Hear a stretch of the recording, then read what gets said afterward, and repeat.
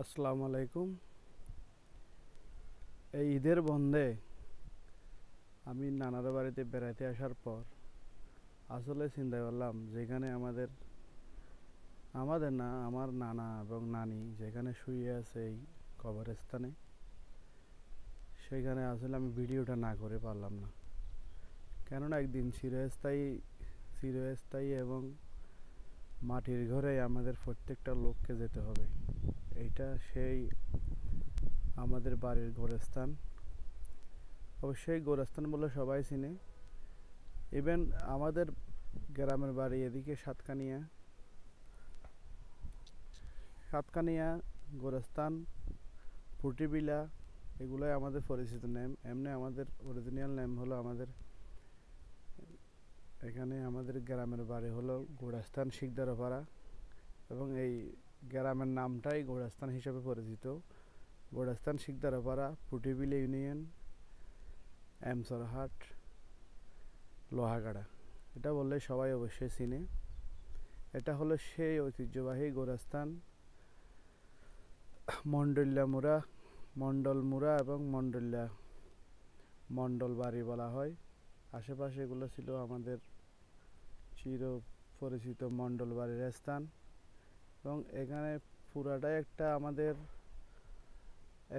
আমাদের পুরা গ্রামে মনে হয় প্রায় লাখ থেকে 1.5 লক্ষ মতো লোকজন বসবাস করে। সবাই মিলে আমাদের পরিবার পরিজন যারাই মৃত্যুবরণ করে আমাদের এই গোরস্থানেই দাফন করা হয়। এবং এখানে আমার মনে হয় আমার দাদা দাদি থেকে শুরু করে নানা নানি থেকে শুরু করে আমার নানা নানিগুলো সহকারে কিন্তু এই গোরস্থানেই চিরস্থায়ী বাসিন্দা হয়ে আছে। এগুলো অবশ্যই আমাদের ভাবতে অনেক কষ্ট লাগে, একদিন আমাদেরকেও ঠিক সেম এরকম কবরস্থানের মাঝেই থাকতে হবে। এবং সেটা আরও বিস্তৃত ছিল। এগুলো কিন্তু যেগুলো ভেঙে এখন মসজিদ বাঁধা হচ্ছে, এবং মসজিদটা বেঁধে ফেলছে অলরেডি। এখানে আমি গত বছরও আসছিলাম, ভিডিও করছিলাম, অবশ্যই ভিডিওটা ছাড়ি নেই। এই মসজিদটা তখন ছিল না, এখন একদম খুব নতুন করে সুন্দর করে একটা মসজিদ বানছে।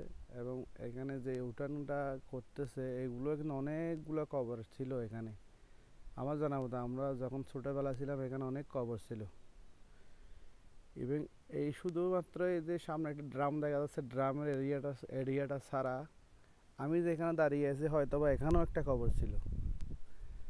এরপরে এদিকে যেই একটা এখন মাদ্রাসা বানছে, এই মাদ্রাসাও কিন্তু কবরের উপরেই নির্মিত হয়েছে। যাই হোক, সমস্যা নাই। এখানে এটা এতিমখানা এবং আফজলখানা। এখানে 24 ঘন্টায় ছেলেমেয়েরা লেখাপড়া করে। এবং এখানে আমাদের গ্রামে যেটা বলছিলাম, আমাদের গোরস্থান সিদ্ধারপাড়া মন্ডলীয় মুড়া যেটা বলা হয় মন্ডল সাহেব, উনি হলেন মন্ডল সাহেবের, এটাই আমাদের মন্ডল সাহেবের কবরস্থান, যেটা ঘিরে দেওয়া হয়েছে সেটাই। এবং এখানে আশেপাশে আমার মনে হয় এটা 10 অথবা আমার মতো বাংলা হিসাবে চারি এই প্রায় 30 কানির মতো হবে জায়গাটায়, মুড়াটা মানে এই কবরস্থানটা 30 কানি হবে। চারিপাশ দিয়ে সব কবর আর কবর। আমি আপনাকে দেখাতে পারতেছি না, অবশ্যই ভিডিওতে এতগুলো ক্যাপচার হচ্ছে না। এখানে আশেপাশে সব মিলাইয়া 30 কানির উপরে জায়গা হবে। পুরোটাই আমাদের এই এই গ্রাম অঞ্চলের কবরস্থান। একদম ওই যে একদম রাস্তা দেখা যাচ্ছে, একটা রাস্তা, ওই যে একটা হোন্ডা দাঁড়িয়ে থাকছে, একদম ছোট্ট দেখা যাচ্ছে। ওটা থেকে শুরু করে এই পর্যন্ত পুরো জায়গাটাই আমাদের একটা গোরস্থানের এরিয়া ছিল। এখানেও আছে অবশ্যই, হয়তো বা আল্লাহর রহমতে আমি যদি সে কোনো একদিন মারা যায়, আমাকেও ঠিক সেম এই কবরস্থানে দাফন করবে। এখানে এই কবরটা দেখা যাচ্ছে, সেটাও আমাদের ঈদের দিনেই আমাদের একজন মুরব্বী মারা গেছেন। উনি আমাদের দূর সম্পর্কের দাদা লাগে, ওনার জন্য সবাই দোয়া করবেন। ওনার নাম আবুল কালাম ছিল, উনি একদম ফরেজগার মানুষ ছিল। ভিডিওটা না করে পারলাম না, কেননা আসলে দেখা যাচ্ছে এই ভিডিওটা করাটা আমার মনে হয় উচিত হয় না। এখানে ভিডিও করতে তেমন দেওয়া হয় না, তারপরেও আমি করতেছি। আজকে বন্ধের পরের দিন এখানে একটা লোকও নাই, মসজিদে এখনো ইমাম সাহেবও আসে নাই, কেউ আসে নাই। মাদ্রাসাটাও বন্ধ, মাদ্রাসা কোনো লোকজন নাই। আমি একটু কাটিয়ে দেখাচ্ছি, মাদ্রাসায় কোনো লোকজন নাই, মাদ্রাসাও তালা মারা। কেননা সবাই ছুটিতে আছে, এটা আরও সপ্তাহখানিক লাগতে পারে হয়তো বা। এটা মাদ্রাসায় তালা মারা। এটা হলো মাদ্রাসার